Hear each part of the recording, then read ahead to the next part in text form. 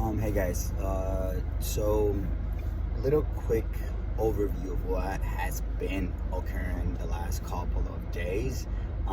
As you can probably, hear, my voice is kind of gone, and that is because I have actually been attending a couple of the protests that's been happening around my neighborhood here in Florida, and just the latest news, I guess, with the police brutality and some of the actionable things that has happened as a result of the ongoing protest that's been happening. So yesterday, I believe Minneapolis consul, basically, I don't think they voted, but they signaled that they are likely moving forward with disbanding the police. We don't know yet what exactly that entails. There's definitely going to be some of that money being moved to more services that can tackle some of the actual issues that the police just doesn't at all deal with. There's talk in New York City. I think Bill de Blasio said that he was going to cut some of the funding, the ridiculously enormous funding that the NYPD has. I think it's like $6 billion, just ridiculous. Like how do you just giving them that much chunk of money, and how do you know that that's being put back into society, into the communities? And I think I'm super hopeful for what I'm seeing happening right now with all these people from Seattle, Los Angeles, every major city in the world right now, not just the United States, but in the world, from Paris, in New Zealand, in London, even in Germany, Berlin. It's so spread wise. There's some that are starting to spread up in Brazil as well, with they're over there. There's also the sort of same, not the same, but there's a similar situation happening over there. There's a kid, I think he was like 12 years old, that was killed by the police. So there's also that case over there.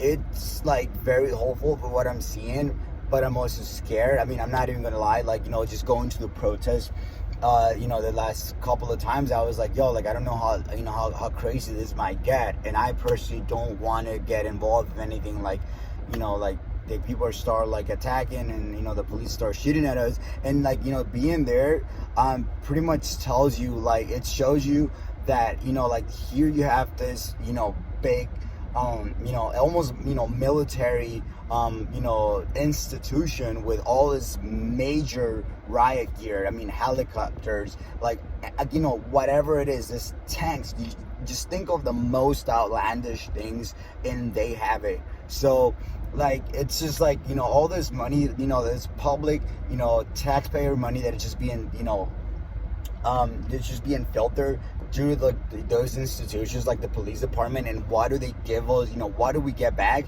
We have massive incarceration. We have one of the biggest numbers of killings from police in the world. So it's clearly that this is not helping, it's not working. So we need to change it. We need to start actually investing in communities. And I feel like being part of some of those protests has been happening, and having the chance to speak to some of the people really gives me hope, because people are actually listening. I myself, I'm not as well versed when it comes to some of the programs, safety programs that exist, that can maybe be implemented, and I'm reading them. I'm reading on those subjects because I want to know how we can change it. And a lot of times I see Camden, I think it's the city in New Jersey that gets cited, that was one of the first cities to defund the police, and they saw how that actually benefited the society. They have that particular city, they have one of the lowest crime numbers, and as far as justice and actual money being put back into society, and implementing programs that actually do help those people in that society. It's a big change, and I feel now is the time to start talking about that. just per se, because a lot of the time people think we need the police because they're our form of security. I personally have not had that. I mean, being as a colored person, but I'm not gonna like, I also haven't had like the bad experience that others, for sure have had, and that's been because I haven't had many interactions with the police. It's been a few. It hasn't been the best, but I would say like I'm still alive. But that being said, like when you look at the numbers of like the actual service that they perform, because the police basically in our society, in our country, the police pretty much are kind of a sort of do all and be all type of organization. They pretty much serve almost every kind of social service you can think of. If you're having addiction problems, if you're suffering from mental illness, if you have like, you're homeless, whatever, like any kind of anything you can think of, it's almost like the police is likely to serve some kind of role in that, if not the central role in that.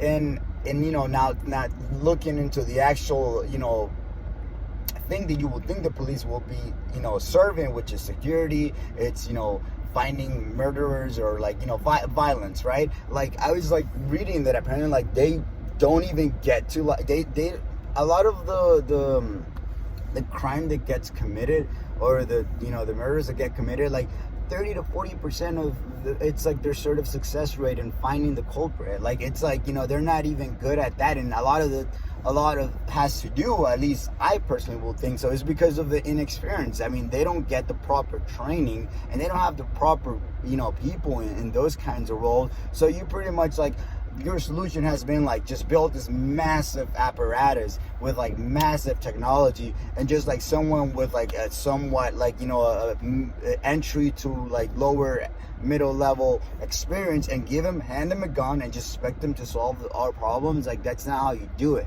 You need to properly train these people to actually perform the actual roles that they're set to perform. And if they're not, then there's we need to rethink and have this conversation again about what's best and how do we really solve this. So like I said, I'm reading a lot of what's been happening in Minnesota, and I'm hopeful that there was the University of Minnesota said they completely just terminated their contract with the Minnesota police there, and then the public schools, which is there's no reason for police to be in public schools. There's no reason. There's not one. Like what point why are cops in middle schools and elementaries, and like there's no like, and like I mean like like I said, just being experiencing this and going through this has kind of had me watch and seeing and read and all this kinds of like the inequality that exists in the system, and how like they have this massive white supremacist state that we're not like, we might not be like willingly working for it, but our silence sometimes enables it, because this is like an invisible force. Like like you're not like particular, like you probably wouldn't like be touching buttons for someone to like be denied service at a hospital, or someone to be like like be denied that position because of their color or the name they have, whatever, but it's just this kind of, they're internalized, what I mean, the way we see, the way we think, the way we feel about certain colors and all that stuff. So it's just like having that moment to actually reckon with ourselves and just the way we view this issue, which I feel like it's connected to a lot of other stuff. So I'm like I said, I'm very hopeful what can come off of it, and just continuing to be in the street and protesting and pushing for having a united message, being in solidarity with each other. And like I said, I'm very hopeful, because I'm like in those protests, like it's not homogeneous. Like you have a very mix of cultures and different races and ethnicities, and like that's what you want to see. Like you want to see people come together. You want to start building this alliance with all these different backgrounds, because like at the end of the day, that's what makes us stronger as a society, as a country, in the world, and etc. Like we need this. We need this, and like I said, I'm very like happy and excited, and like we need, like I was like there was a couple of photos posted on Instagram, on Twitter, of the budgets of a lot of the cities, and it's just like mind-boggling, like just like the numbers that they're spending on police forces in contrast to what they're spending on their actual health department, public schools. It's like they're pretty much every single department in one of those cities, from Ohio to Minnesota to Los Angeles to New York City, they're all being cut, but the police department. The next thing we come and ask ourselves, why do we have the highest rate of incarceration? Why do we have the highest death of murder rates by police? And why do we have, like, they operate with total and complete impunity? Because, I mean, if you look at the numbers of just the last few years, decades or so, 2 or 3 police have probably been charged with murder. Like, they always get away with it. And this ends now. Like, this ends now. Like, that's just it. So yeah, guys, I'm just gonna end it here. And yeah, I mean, if you have any thoughts, just put your comments below. Make sure to like this video and spread it around if you and like I said, you can just kind of comment below and I'll try to answer whatever. So hope everyone stays safe and we got this.